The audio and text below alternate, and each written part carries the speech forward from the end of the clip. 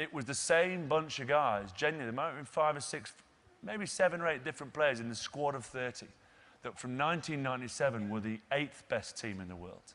And in 2003 were the best team in the world, won the World Cup, and beat the Southern Hemisphere nations, which are New Zealand, Australia, and South Africa, the hardest teams.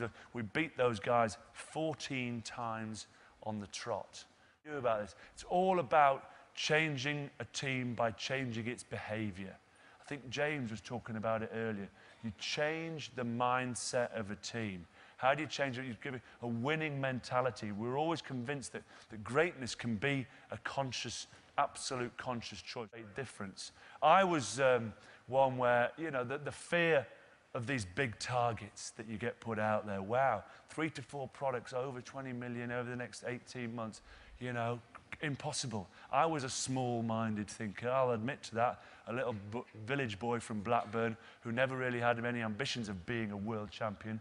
But if you've got enough top leaders off the field and on the field, which I'll talk about in a second, that can spread. So don't sit there today and think, how do I hit that stat? I can't be part of a team that can do that.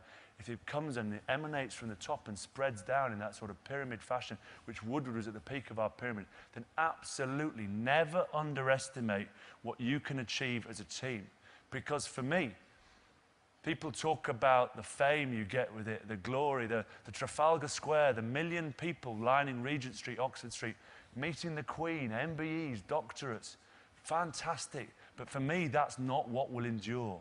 For me, what will always endure is the effort it took to get there with a bunch of blokes who were in a similar boat to me.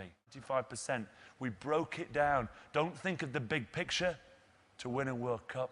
Think about the performance. Think about how you're going to get there, how you're going to achieve it, how you're going to improve day on day. Because as one of our best slogans said on our changing room walls, getting better never stops.